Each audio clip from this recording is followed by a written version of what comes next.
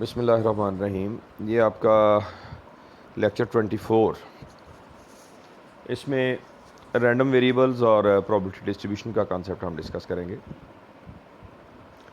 ये ज़्यादा डिटेल इस टॉपिक की आपके सिलेबस में नहीं है। जो बुनियादी रिक्वायरमेंट आपकी ये है कि आपको रैंडम वेरिएबल का कॉन्सेप्ट देना है। उसके बाद फिर रैंडम वेरिएबल की टाइप्स जो कि दो हैं, डिस्क्रीट रैंडम वेरिएबल और कॉन्टिन्यूस रैंडम वेरिएबल। फिर प्रोबेबिलिटी डिस्ट्रीब्यूशन का कॉन्सेप्ट कि प्रोबेबिलिटी डिस्ट्रीब्यूशन क्या होती है, कैसे बनती है, उसमें डिस्क्रीट प्रोबेबिलिटी डिस्ट्रीब्यूशन क्या होती है और कॉन्टिन्यूस प्रोबेबिलिटी डिस्ट्रीब्यूशन जो है वो क्या होती है। And then at the end जो है वो जो हमने डिस्कशन करनी है वो है इसमें जो स्पेशल टाइप ऑफ डिस्ट्रीब्यूशंस जो हैं कुछ हैं, जिसमें हमने binomial distribution, hypergeometric distribution, negative binomial distribution, Poisson distribution, geometric distribution, ये 5 डिस्क्रीट डिस्ट्रीब्यूशंस पढ़नी है और एक नॉर्मल प्रोबेबिलिटी डिस्ट्रीब्यूशन जो कि कॉन्टिन्यूस रैंडम वेरिएबल की है वो हमने पढ़नी है। अब हम रैंडम एक्सपेरिमेंट को हम डिटेल में प्रोबेबिलिटी के चैप्टर में जो प्रीवियस हमने चैप्टर ख़त्म किया है, जिसमें हमने प्रोबेबिलिटी थ्योरी पढ़ी, जहां मैंने आपको प्रोबेबिलिटी से रिलेटेड कॉन्सेप्ट बताया, जिसमें sample space, random experiment, event और इवेंट्स की डिफरेंट टाइप्स, फिर प्रोबेबिलिटी की डिफरेंट डेफिनेशंस पढ़ी, फिर प्रोबेबिलिटी कैलकुलेशंस के मेथड पढ़े, प्रोबेबिलिटीज़ के लॉज हमने पढ़े, फिर कंडीशनल प्रोबेबिलिटी पढ़ी, ये सारे टॉपिक्स। और लास्ट लेक्चर तक जो इससे पहला लेक्चर था उसमें मैंने आपको काफ़ी सारी न्यूमेरिकल एग्जांपल्स, पिछले 2 लेक्चर्स में गालबन मैंने आपको काफ़ी सारी न्यूमेरिकल एग्जांपल्स जो हैं वो सॉल्व करवाई। तो अब उसी से आगे हम चल रहे हैं, उसी चीज़ पे बेस करते हुए रैंडम एक्सपेरिमेंट का कॉन्सेप्ट हमने वहाँ डिटेल में पढ़ा था। हमने कहा था रैंडम एक्सपेरिमेंट एक ऐसा एक्सपेरिमेंट होता है जिसकी कम से कम 2 पॉसिबल आउटकम्स होती हैं। 2 से ज़्यादा पे कोई पाबंदी नहीं है कि कितनी होंगी, कम से कम 2 आउटकम्स होगी। और दूसरी ये कि कौन सी आउटकम आएगी किसी ट्रायल पे, ये अनप्रिडिक्टेबल है, इसको पहले से प्रिडिक्ट नहीं किया जा सकता। और थर्ड फीचर ये है कि आप उस एक्सपेरिमेंट को रिपीट कर सकते हैं और हर रेपिटेशन पे डिफरेंट आउटकम आना पॉसिबल है। कौन सी आएगी ये प्रिडिक्ट नहीं किया जा सकता। तो अब ये जो आपका रैंडम एक्सपेरिमेंट होता है, ये बुनियादी तौर पर एक डाटा जनरेटिंग प्रोसेस होता है। जो रैंडम एक्सपेरिमेंट की आउटकम्स होती हैं उनको ऑब्ज़र्व करके उनके मुताबिक आप वहाँ से डिफरेंट वेरिएबल्स स्टडी कर सकते हैं, डिफरेंट आस्पेक्ट्स वहाँ से आप डिफ़ाइन कर सकते हैं और उन आस्पेक्ट्स को आप न्यूमेरिकली वेरिएबल्स की फॉर्म में ट्रीट कर सकते हैं। तो वो जो वेरिएबल आप रैंडम एक्सपेरिमेंट की सैम्पल स्पेस से डिफ़ाइन करेंगे, उसकी आउटकम्स की बुनियाद पर डिफ़ाइन करेंगे, उनको हम नाम देते हैं रैंडम वेरिएबल्स। यानी रैंडम वेरिएबल बेसिकली क्या है, it is an aspect of required information या ऑब्जर्वेशंस जो रैंडम वेरिएबल्स की हैं, ये आउटकम्स ऑफ रैंडम एक्सपेरिमेंट से हासिल होती हैं। मैथमेटिकल फॉर्म में डेफिनेशन इसकी इस तरह से की जाती है कि random variable is a real valued function defined on sample space of a random experiment. ये मैथमेटिक्स में जिस तरह आप फंक्शन की डेफिनेशन करते हैं, ये उस अंदाज से हम यहाँ पर डिफाइन करते हैं कि एक रैंडम वेरिएबल क्या है, कि ये एक रियल वैल्यूड फंक्शन है, यानी इसका जवाब रियल नंबर्स होते हैं। और ये फंक्शन किस डोमेन पे डिफाइन किया जाता है, सैम्पल स्पेस की आउटकम्स, जो सैम्पल स्पेस इसका डोमेन है। तो इस तरीके से आप रैंडम वेरिएबल को डिफाइन करते हैं। अब आप इसकी मुख्तलिफ एग्जांपल्स देख सकते हैं। मसलन पहली एग्जांपल इसमें जो दी गई है वो कहता है कि अगर आप पेयर ऑफ डाइस को रोल करते हैं या एक डाई को आप 2 दफ़ा रोल कर लें, मीनिंग एक ही है कि आपने पेयर को रोल किया या एक डाई को आपने 2 दफ़ा रोल किया, तो हमें पता है कि इसकी सैम्पल स्पेस जो वो 36 पॉइंट्स की बनती है। 1 से लेकर 6 तक पहली डाई के नंबर्स हैं और 1 से लेकर 6 तक की दूसरी डाई के। तो मल्टीप्लिकेशन रूल के तहत 6 मल्टीप्लाइड बाई 6 36 पॉसिबल आउटकम बननी है। तो वो हम इसको देख चुके हैं कि इसकी लिस्ट किस तरीके से बनती है, या इन्होंने दोबारा टेबल में उनको प्रोड्यूस भी किया हुआ है। अच्छा, अब इसमें कहता है जी कि मुख्तलिफ हम इस पर वेरिएबल डिफ़ाइन करते हैं। मतलब पहला उस वेरिएबल को नाम दे दिए, एक को x, एक को y और एक को z। x उसने कह दिया है सम ऑफ डॉट्स, x है सम ऑफ डॉट्स, वाई वेरिएबल को डिफाइन कर दिया प्रोडक्ट ऑफ डॉट्स, और जेड वेरिएबल डिफाइन कर दिया absolute difference of the dots. अब देखें आपके पास एक्सपेरिमेंट एक है, एक ही एक्सपेरिमेंट है। आपने उस एक्सपेरिमेंट से जो सैंपल स्पेस बन रही है उन आउटकम्स की बुनियाद पे 3 डिफरेंट वेरिएबल्स डिफाइन कर दिए। एक है सम ऑफ डॉट्स, दूसरा है प्रोडक्ट ऑफ डॉट्स, और तीसरा है एब्सोल्यूट डिफरेंस ऑफ डॉट्स। अब यहाँ पे हम देखते हैं कि इनसे वेरिएबल की शक्ल क्या बनती है। आपके पास ये जो नीचे टेबल दिया हुआ है 7.1 जिसको कहा गया है, इस टेबल में आउटकम्स दी हुई हैं। उसके बाद हर आउटकम के आगे 3 कॉलम हैं, 3 सेल्स के अंदर। एक में एक्स वेरिएबल की वैल्यू लिखी हुई है, दूसरे में वाई वेरिएबल की वैल्यू लिखी है, और तीसरे में जेड वेरिएबल की वैल्यू लिखी हुई है। अब हम इस टेबल को समझते हैं कि ये किस तरह से बना है। मसलन आपको पता है कि जो सबसे पहली आउटकम सैंपल स्पेस की एक्सपेरिमेंट में बनेगी वो 1 1 है, क्योंकि आपके पास दोनों लूडो के दानों पे एक एक आ सकता है। ये आपका मिनिमम पेयर है। अब पहला वेरिएबल एक्स क्या डिफाइन किया, सम ऑफ डॉट्स, 1 + 1 2, वेरिएबल की वैल्यू बन गई 2।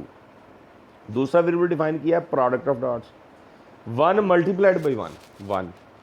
तीसरा वेरिएबल का डिफाइन किया है एब्सोल्यूट डिफरेंस, 1 - 1 का मॉड, यानी साइन उसका प्लस माइनस जो वो इग्नोर कर रहे हैं। अब चूंकि नंबर सेम है तो डिफरेंस 0 आएगा, एब्सोल्यूट डिफरेंस भी 0 आएगा, क्योंकि 0 जो है वो साइन लेस होता है, इसका कोई साइन नहीं होता।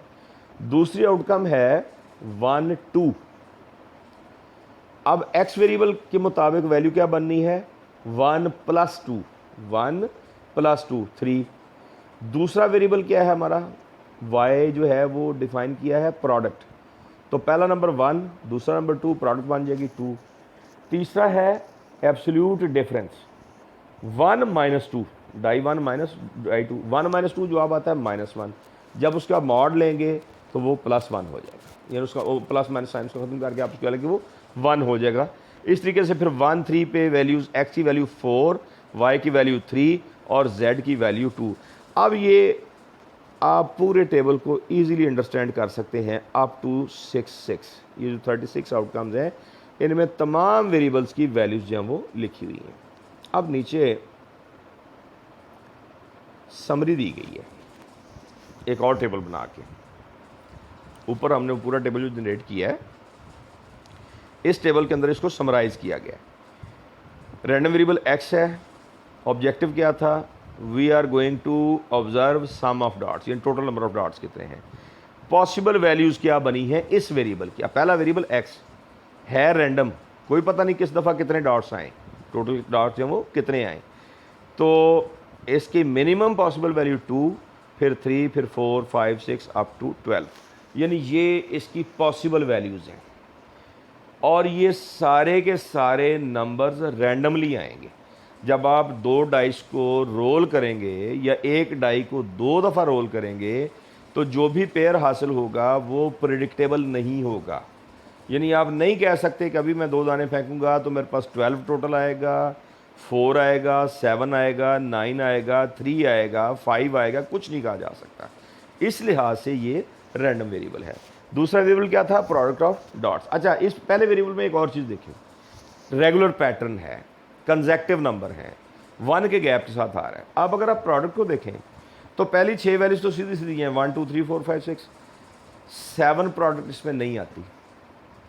7 प्राइम है, प्राइम के फैक्टर बन रहे हैं 1 7, तो डाई पे तो 1 तो आ सकता है, 7 नहीं आ सकता, क्योंकि डाई पे हाईएस्ट नंबर जो है वो 6 है। तो 1 7 इम्पॉसिबल आउटकम है, इसका मतलब है 7 इसके अंदर नहीं आना।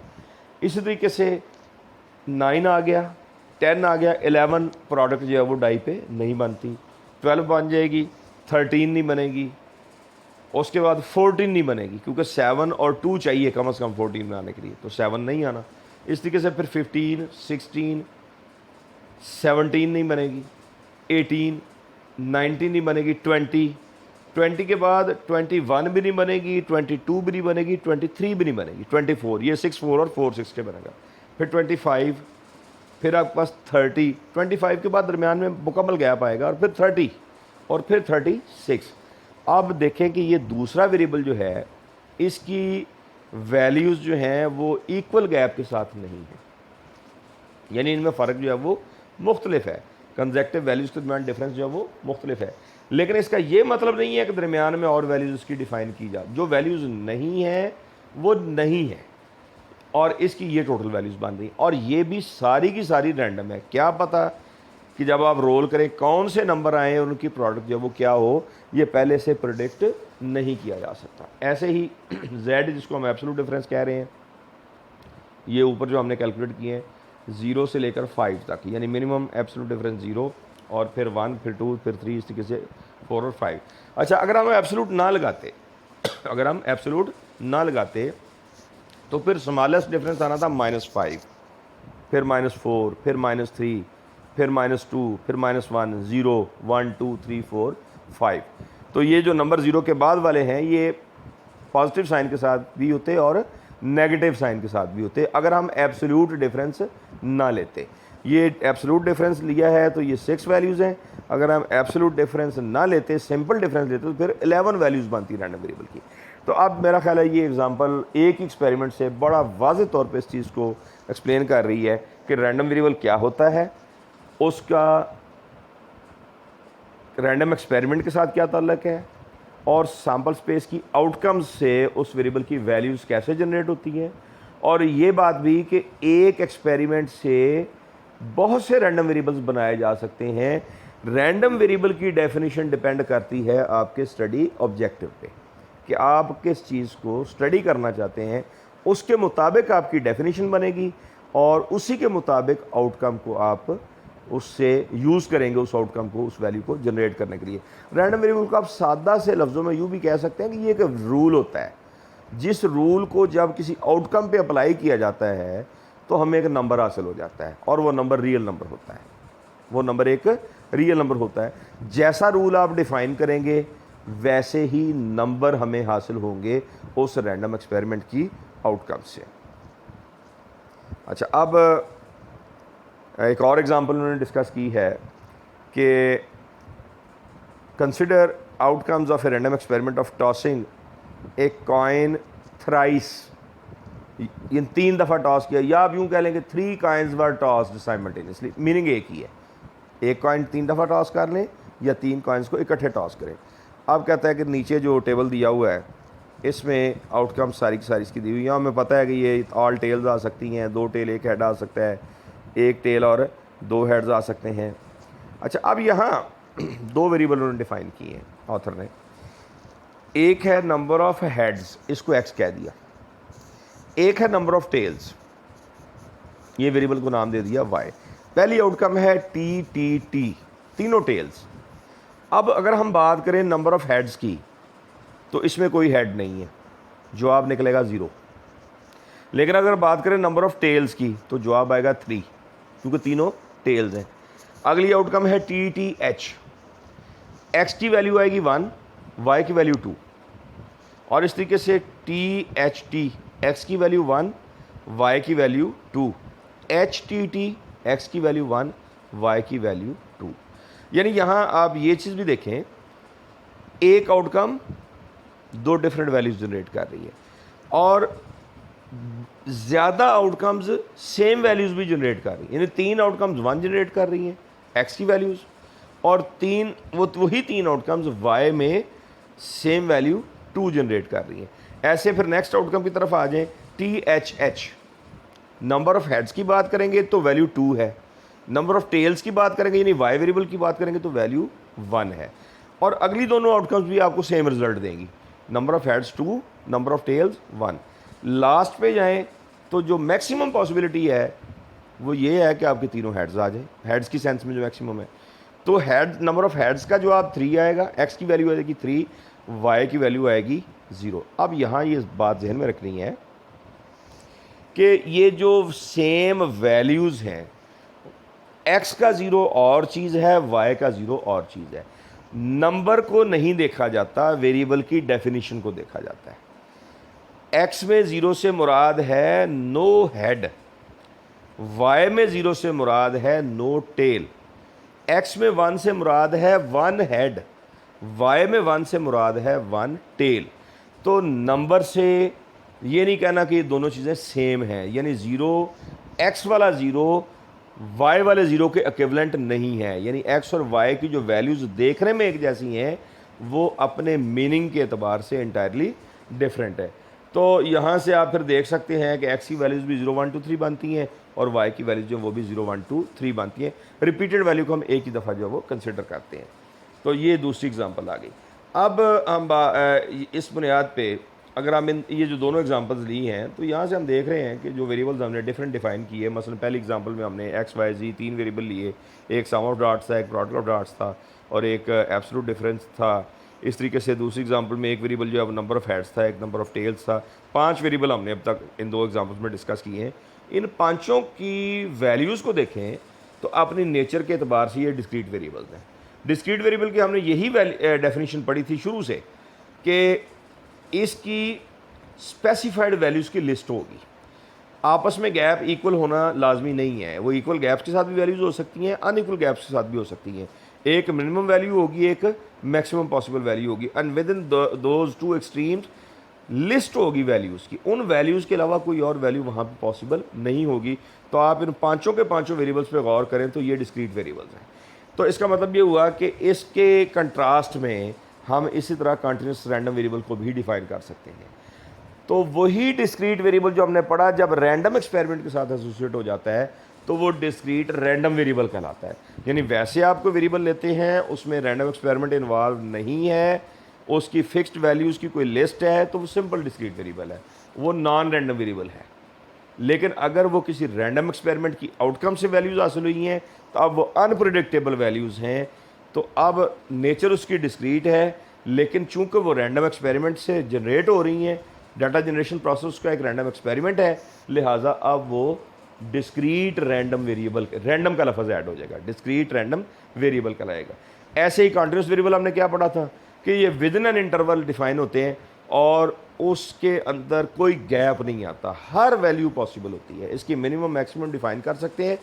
अलबत्ता दरमियान में आप टोटल लिस्ट कभी भी नहीं बना सकते। इवन आप एक छोटा सा इंटरवल 0 1 ले लें, रियल लाइन का एक छोटा सा टुकड़ा उठा लें, आप कहते हैं 0 से 1 के कितने पॉइंट्स हैं, no one can define, infinite number of values हैं।